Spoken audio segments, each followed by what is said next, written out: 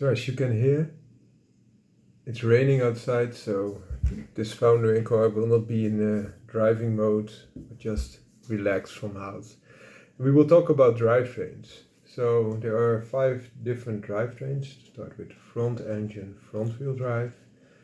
Then you have front engine, rear wheel drive, mid engine, rear wheel drive, rear engine, rear wheel drive, and all wheel drive, oftentimes front engine, and then driving all wheels.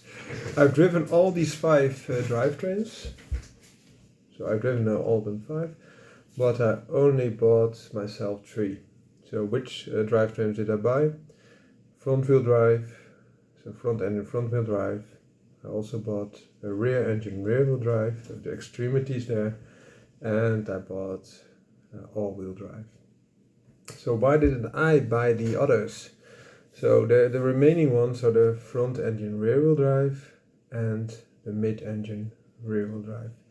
So to begin with the front engine rear wheel drive, I think it drives very mature. So you get the feeling of being pushed, typical BMW, Mercedes in the past, which is a benefit of course, but it also feels a little bit lazy, a little bit slow, and when it then sets and goes for the corner, it might feel that you lose it, and then it's harder to correct it. So I think my biggest problem with this is that I compare rear wheel drive with each other, and if I compare it with rear engine rear wheel drive, which I had and also drove, for example 911 GT3 RS on the track, but also Tesla Model S P85, which had the performance rear-wheel drive engine, or SECMA, very lightweight type of car. I find that the sensation and the flickability, I think that's the case, that there's a little bit of excitement is missing with the front and your rear-wheel drive setup. So that's a thing. The other thing is that if I also compare it with mid-engine rear-wheel drive, the front engine rear wheel drive we're talking about, then I also see that it's less flickable. So with a mid engine rear wheel drive, the engine is in the mid, and then it's driven to the rear wheels. So for example, on my MR2 of Toyota, of Lotus Elise, or the Boxster, I find them a lot more exciting to drive than a front engine rear wheel drive setup. But it might be me. I think if I've never driven a front engine, I'd never driven a rear engine rear wheel drive or owned one, or mid engine rear wheel drive or owned one. I did not own the mid engine, but then I would have more love for the front engine rear wheel drive.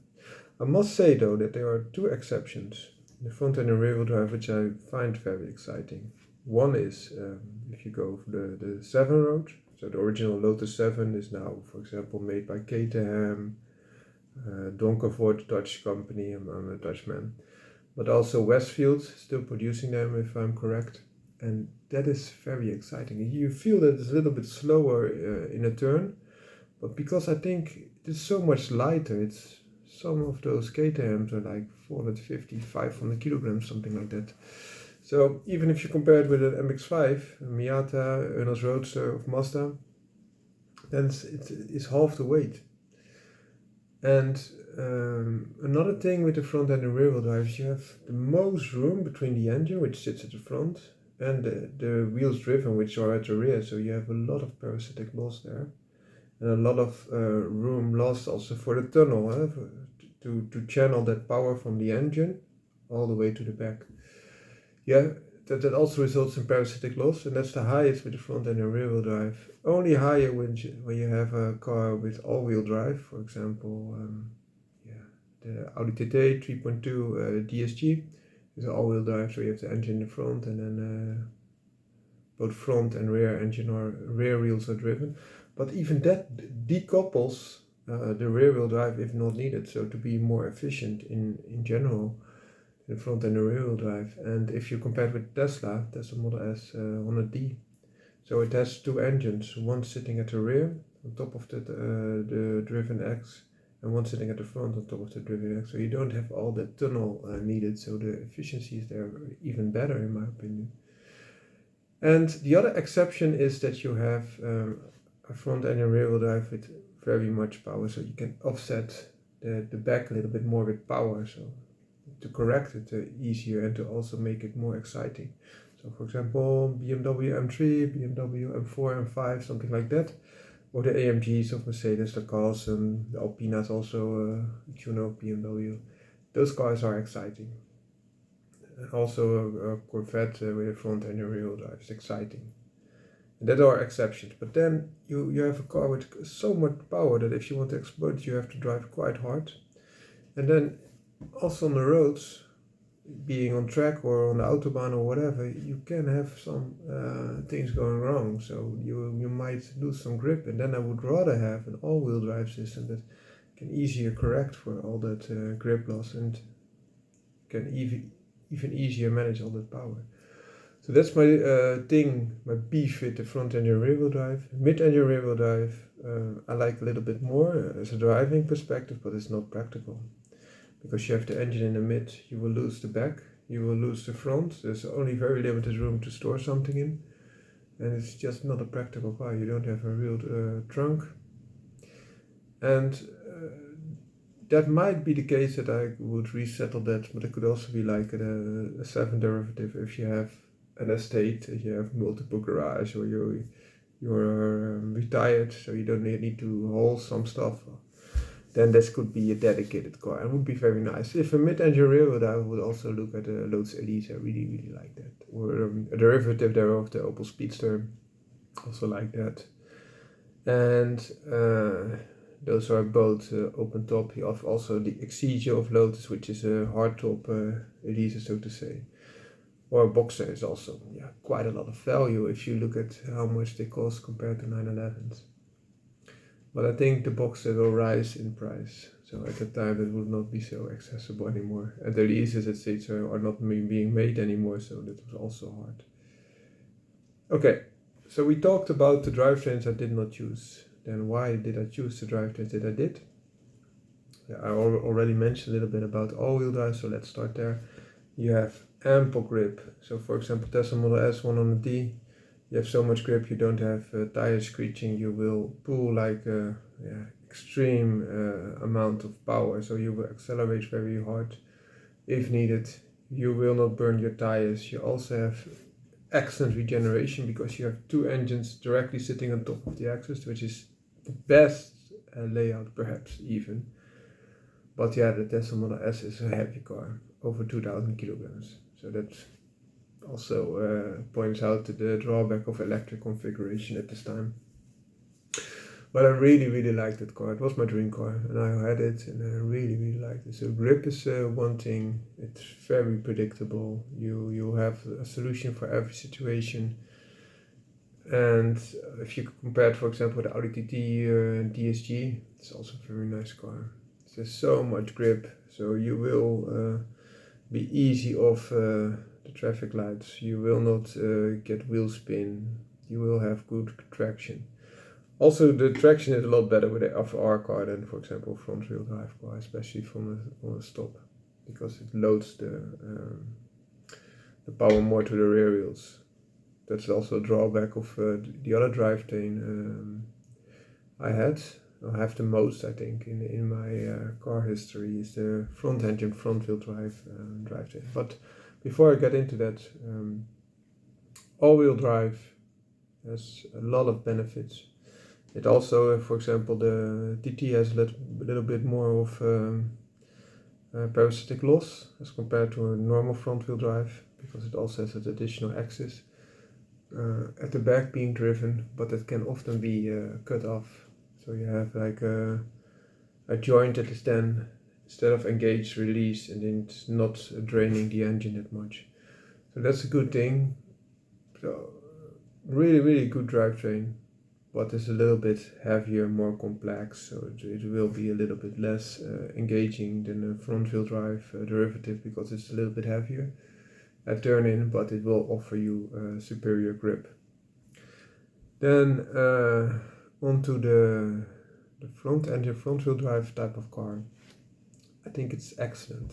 And why? You have the engine on top of the driven wheels, and that gives you a few points. One is that you have less parasitic loss, so better fuel economy, better performance, especially at speed if traction is not so much an issue. And if you go from a dead stop, then you will scream for traction, because if your engine is at the front and the front wheels are also driven and you accelerate hard, you go a little bit like this. So you will lift off the traction of your front wheel. But it also adds to the drama for me. And because it's so easy, you don't have all the additional parts. You have a car that's quite light.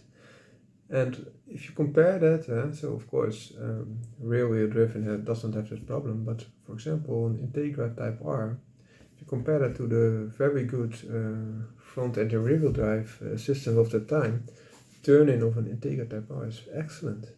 If you, for example, compare it to a Silvia S14 of the time or S13, and same if you compare it with a BMW 330, 328, something like that. I think 328 was more of the competitor, because it's so much lighter, because it's less complex. Also Fiat Coupe 2012, which was a 2-liter 5-cylinder with 4 valves per cylinder, was excellent, offering quite good traction. It was of course a lot heavier and more luxurious than the Integra Type R, but it offered more torque to cope with it. Of course, if you go too much in horsepower, then you will have torque steer, or you can cope with that. Focus RS coped with that with the trick diff, but also Megane is coping with it now in Integra, Honda Integra Type R. It's turbocharged and over 300 horsepower, and they're still able to cope with that.